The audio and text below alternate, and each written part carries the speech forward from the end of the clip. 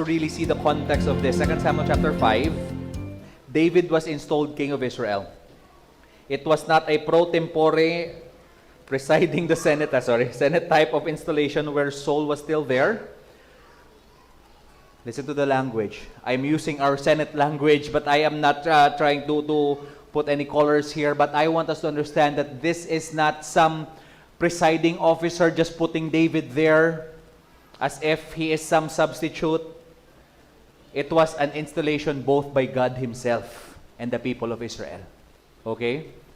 So kung ang people ang nagbutang, kag ang Ginoo nagbutang, wala sang substitute da. Verse 1 to 3 of 2 Samuel chapter 5. Then all the tribes of Israel came to David at Hebron and said, Behold, we are your bone and flesh, wedding language. This is covenantal language. In times past, when Saul was king over us, it was you who led out and brought in Israel. And the Lord said to you, You shall be shepherd of my people Israel, and you shall be prince over Israel. Verse 3, So all the elders of Israel came at the king of Hebron, and King David made a covenant with them at Hebron before the Lord, and they anointed David king over Israel. So now this was David being installed as the king. This was on 2 Samuel chapter 5, the first half. But on the second half, David defeats the Philistines. Okay? David defeats the Philistines. Take note of this very important note because there is a subject. Oftentimes we don't get to the context. Why? Why is it that our world right now, especially most of the evangelical churches, do not read the text in context? Because it takes so long to study the Word, and people do not have the patience anymore to actually read the Bible. The context of 2 Samuel chapter 5 should be understood from 1 Samuel. Because what happened in 1 Samuel, open your Bibles to chapter 4, the Israelites lost the Ark of the Covenant. Why?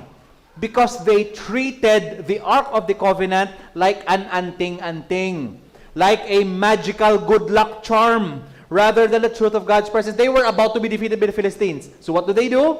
They took the Ark of the Covenant and placed it before the people. Why? Because they thought that having the Ark of the Covenant will make them win. They made the Ark of the Covenant a good luck charm. Kabalo ka mo kung nilagin himo? Desperation led the elders of Israel. After suffering a heavy defeat from the Philistines, the Israel leaders brought the Ark of the Covenant to the battlefield in a desperate attempt to force a victory. But what happened? 1 Samuel, 2 verses only, chapter 4, verses 10 to 11. Verses 10 to 11. So the Philistines fought, and Israel was defeated, and they fled every man to his home, and there was a very great slaughter, for 30,000 foot soldiers of Israel fell, and the ark of God was captured, and the two sons of Eli, Hophni and Phinehas, died. Very cool narrative, right? The Philistines captured the Ark of the Covenant during this major battle. Now, when David was ordained as king, the first thing that he wanted to do was actually to worship. And he understood that you cannot worship God without the presence of God. What was it that symbolized the presence of God? The Ark of the Covenant. So what David did when he was installed, he defeated the Philistines so that the Ark of the Covenant will be brought back to Jerusalem. Now, let's move to 2 Samuel chapter 6. It's okay, right? When we watch Netflix, it's okay to watch 2 to 3 hours movie. Okay? But now we are here, more important than Netflix. This should be very carefully understood. On 2 Samuel chapter 6, after defeating the Philistines, they delivered the ark from Kiriath Jearim, also known as Bale Judah, to Jerusalem. Of course, you know what happened next during the transfer. When they were marching the ark, there was a man named Uzzah. Okay, you know the story. So, narinig story ni Uzzah. Okay, Uzzah carried the ark to Jerusalem. He was struck dead on the spot. Okay, he was carrying the ark fell, he started to touch the ark to support it. Oh no, the ark fell, he started to support the ark. God was angry, he was dead. You don't actually hear this on Sunday school for kids. Later, maybe we can tell this story, how Uzzah died. No kidding. This is not a cute story, but this is a very important story. Why? Because you don't just transfer the Ark of the Covenant. You need to follow the instructions of God in doing so. The Ark of the Covenant had specific instructions. When you go to the book of Exodus, it's okay for you not to go there, but when you go to the book of Exodus, the Ark of the Covenant has instructions that only the Kohathites, okay? These are Levites in bloodline. Levites had 3 children, had sons, and one of them was Kohath. So Kohath, or the Kohathites, were assigned, and the only one exclusively assigned to carry the holy things, lest they die. It must not be touched. 4 rings should be attached on the ark on each, and 2 poles should be placed on those rings so that it can be carried by 4 men. Okay? Ang Kohathites na dapat. That was the clear instruction of God. On Exodus chapter 25, 10 to 15, when you see that. So God has already given those clear instructions to the Kohathites, to the Levites, to the Israel, whenever they would transfer the Ark of the Covenant. But here, during this time, when you see 2 Samuel chapter 6, what do you see? No 4 people were carrying the ark. It was a cart of oxen that was carrying the ark, right? And do you know why they used the cart of oxen, or the oxen cart, or wagons? Of course, it was easier, right? It was easier to use the wagon. But it was because the Philistines used to worship with wagons. They would carry their god Dagon, the statue of Dagon, using wagons. That was the way they worship. Not according to the prescribed way of God, but according to the culture. So they followed the culture. Uzzah actually knew that he should not touch the ark because God had specific ways on how to worship Him. When the ark actually fell, Uzzah, touching the ark, instantly died. We will not understand it. Why? Because our day and age, we are too used to worshiping using our own imaginations. Right? We worship God according to what we invent. We worship God even based on the concerts that we see. Right? We don't worship God according to His Word. We worship God based on what we feel good. Something that can also be done in a Taylor Swift concert. Or Blackpink. I don't know what your bias is, but we can also do that. But we want that to be our worship because we want to feed our emotions rather than the truth of God's Word. And this is what God was trying to say to David. The cart was what Philistines did to carry heavy load, especially their idols. The priests of the Philistine god Dagon used these carts in their rituals. However, God emphasized the holiness of the act to always do according to the prescribed way.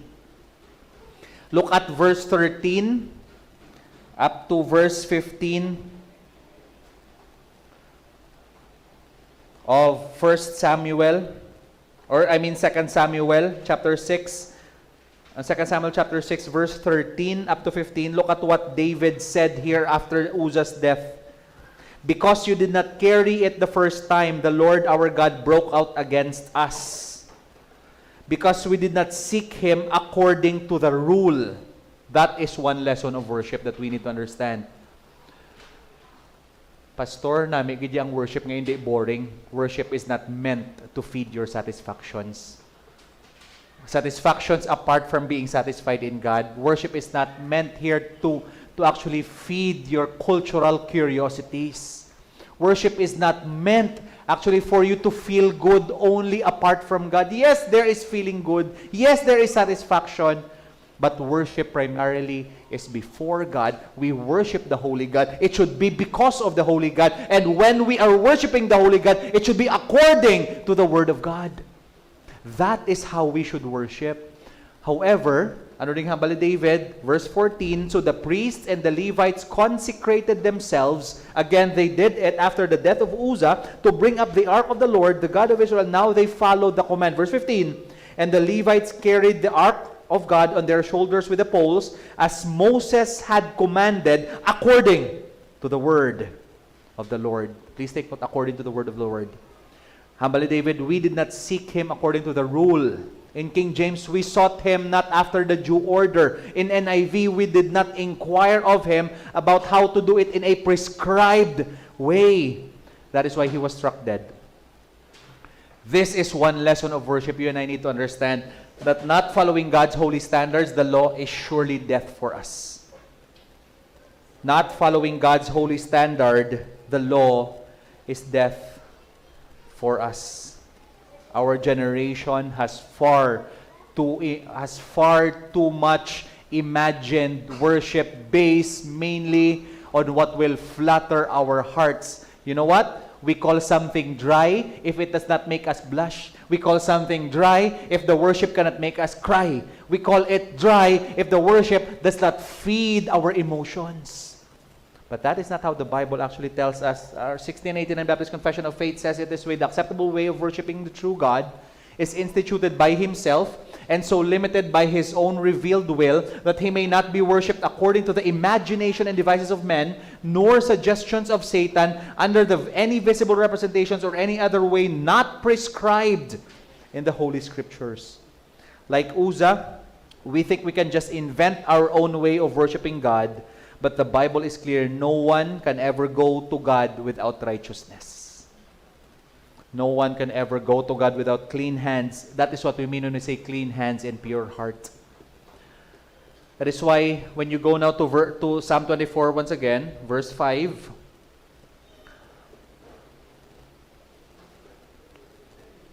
he will receive blessing from the Lord and righteousness from the God of his salvation. This is something that should be clear. The language is that those who have clean hands and pure hearts, those who does not live in falsehood, those who are not deceitful, they are those who will receive blessings and righteousness from God. If you are careless in reading this, you will see as if, listen to this, that if you are not holy, if you are not pure, God will not bless you. This is not what we mean by this. The point here is that God is already the God of His salvation. Meaning, it is talking of the covenant people already. Meaning, ara na siya nga daan kay Kristo. Meaning, that person or David himself is already part of the covenant. He is not talking of everyone. He is talking of those in the covenant. Meaning, God is already his salvation. God has already saved that person. How? The entire Bible, through the pen of the apostles, would signify that those who are united with Christ through faith, that is where salvation comes. Not because you are holy, but because you are saved. Okay? Klaro pa da? In fact, this is what we mean, union with Christ. Okay? Union with Christ is where there is imputation of righteousness. 2 Corinthians 5:21 says, listen to this, 2 Corinthians 5:21, for our sake, He made Him, that is Jesus, He made Him to be sin, who knew no sin, so that in Him we might become what?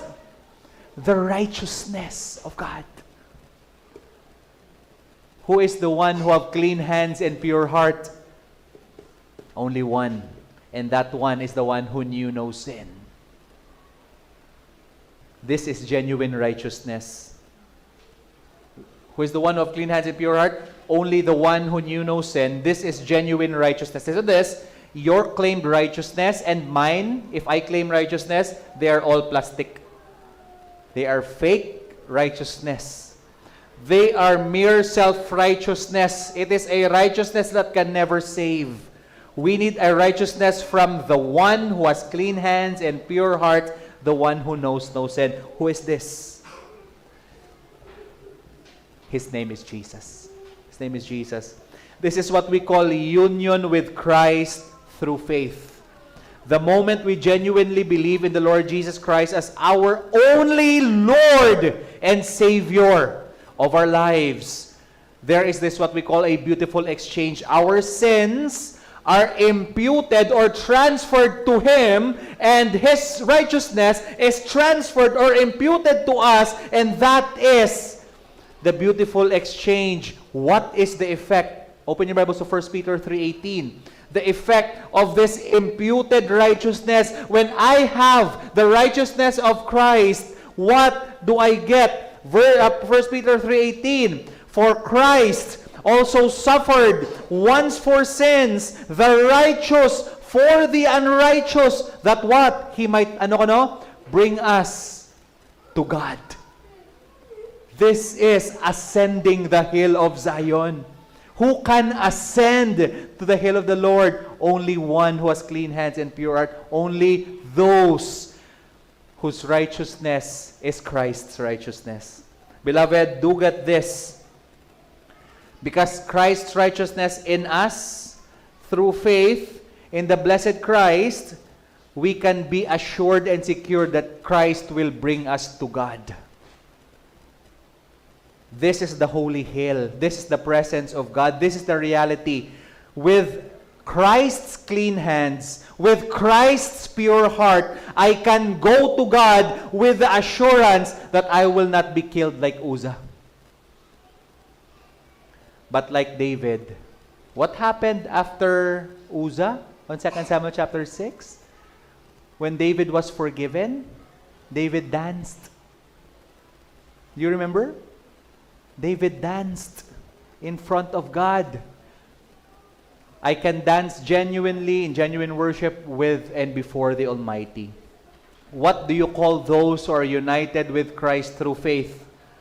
By the virtue of the book of Galatians and by the virtue of all of Scriptures, you call those who are united with Christ through faith the covenant people of God. They are the church. That's us in Christ. We are God's covenant people. How do you know you are God's own people? You know that the Holy Spirit testifies in you that God is your Abba Father. Romans chapter 8. You continue to seek God and you continue to live a life with this gospel truth. Verse 3, 4, 5, and 6. Who shall ascend the hill of the Lord? Now you will read Psalm 24 differently. Who shall ascend the hill of the Lord? And who shall stand in His place? Christ, who has clean hands. He who has clean hands and pure heart, who does not lift up a soul to what is false and does not swear deceitfully, he will receive blessing from the Lord and righteousness from God of his salvation. Such is the generation now. This is the generation who seek Him, who seek the face of God of Jacob, Selah. What should be our response? Our response is worship.